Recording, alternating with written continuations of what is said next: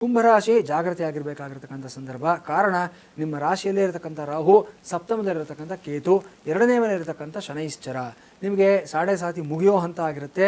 ತುಂಬ ಜಾಗೃತಿಯಾಗಿರಬೇಕಾಗುತ್ತೆ. ಸಾಡೆ ಸಾತಿ ಪ್ರಾರಂಭ ಆದಾಗ ಸಮಸ್ಯೆಗಳಾಗಿದ್ದಾದಲ್ಲಿ ಈಗ ಬಿಡೋ ಸಂದರ್ಭದಲ್ಲಿ ಶನೈಶ್ಚರ ಒಳ್ಳೆಯದನ್ನು ಮಾಡ್ತಾನೆ. ಒಂದು ವೇಳೆ ಸಾಡೆ ಸಾತಿ ಪ್ರಾರಂಭ ಆದಾಗ ಅನುಕೂಲಗಳಾಗಿದೆ ಅನ್ನೋದಾದರೆ ಈಗ ಎಚ್ಚರಿಕೆಯಿಂದ ಇರಬೇಕಾಗುತ್ತೆ. ಸಾಡೆ ಸಾತಿ ಬಿಡೋ ಸಮಯದಲ್ಲಿ ಶನೈಶ್ಚರ ಹಲವಾರು ಸಮಸ್ಯೆಗಳನ್ನು ತರುವಂಥ ಸಾಧ್ಯತೆಗಳಿರುತ್ತೆ. ನಿಮ್ಮ ಮೇಲೆ ನಿಮಗೆ ಕಾನ್ಫಿಡೆನ್ಸ್ ಅನ್ನೋದು ಕಡಿಮೆ ಆಗ್ತಾ ಹೋಗುತ್ತೆ. ನಿಮ್ಮ ಮೇಲೆ ನಿಮಗೆ ಒಂದು ಸೆಲ್ಫ್ ಕಂಟ್ರೋಲ್ ಆಗಲಿ ಅಥವಾ ಒಂದು ಸೆಲ್ಫ್ ಕೇರಿಂಗ್ ಆಗಲಿ ತುಂಬ ಕಡಿಮೆ ಆಗ್ತಾ ಹೋಗುತ್ತೆ. ಬೇರೆ ಎಲ್ಲರ ಬಗ್ಗೆ ನೀವು ಗಮನವನ್ನು ಕೊಡ್ತೀರಾ, ಕೆಲಸ ಕಾರ್ಯಗಳನ್ನು ಮಾಡ್ತಾ ಇರ್ತೀರಾ, ನಿಮ್ಮ ಆರೋಗ್ಯದ ಬಗ್ಗೆ ನಿಮಗೆ ಕಾಳಜಿ ಇರೋದಿಲ್ಲ. ಸ್ವಲ್ಪ ಈ ವಿಷಯದಲ್ಲಿ ಸಮಸ್ಯೆಗಳು ಜಾಸ್ತಿ ಆಗ್ತಾ ಇರುತ್ತೆ. ಜೊತೆಗೆ ಮರೆಗುಳಿತನ ಅನ್ನೋದು ಜಾಸ್ತಿ ಆಗ್ತಾ ಹೋಗುತ್ತೆ. ನಿದ್ರಾಹೀನತೆ ಅನ್ನೋದು ನಿಮ್ಮನ್ನು ಕಾಡುತ್ತೆ.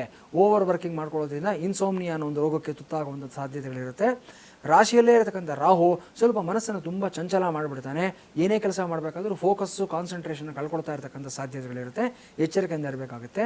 ಪಂಚಮದಲ್ಲಿ, ಷಷ್ಠದಲ್ಲಿರತಕ್ಕಂಥ ಗುರು ಮಾತ್ರ ಸಾಕಷ್ಟು ಶುಭ ಫಲಿತಾಂಶಗಳನ್ನು ಕೊಡ್ತಾನೆ. ಯಾವುದೋ ಒಂದು ಅಗೋಚರ ರೂಪದಲ್ಲಿ ಭಗವಂತ ನಿಮ್ಮನ್ನು ಕಾಪಾಡತಕ್ಕಂಥದ್ದನ್ನು ಪಂಚಮದಲ್ಲಿರತಕ್ಕಂಥ ಗುರು ತೋರಿಸ್ತಾ ಇದ್ದಾರೆ.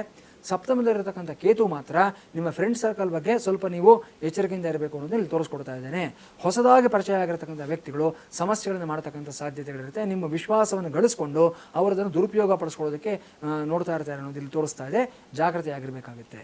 ಇದೆಲ್ಲದರ ಪರಿಹಾರವಾಗಿ ನೀವು ಮಾಡ್ಕೋಬೇಕಾಗಿರ್ತಕ್ಕಂಥದ್ದು ಅಂದರೆ ರಾಮಾಯಣದ ಸುಂದರಕಾಂಡವನ್ನು ಪಾರಾಯಣ ಮಾಡಿಸ್ಕೊಳ್ಳಿ, ಶುಭ ಫಲಿತಾಂಶ ಬರುತ್ತೆ. ಇಲ್ಲದೆ ಹೋದ ಪಕ್ಷದಲ್ಲಿ ರಾಜರಾಜೇಶ್ವರಿ ಸನ್ನಿಧಾನದಲ್ಲಿ 9 ಶುಕ್ರವಾರಗಳ ಕಾಲ ನೀವು ಬನಶಂಕರಿ ಆಗಲಿ, ರಾಜರಾಜೇಶ್ವರಿ ಆಗಲಿ ಈ ಒಂದು ನಿಂಬೆಹಣ್ಣಿನ ದೀಪಗಳನ್ನು ಹಚ್ಚೋದ್ರಿಂದ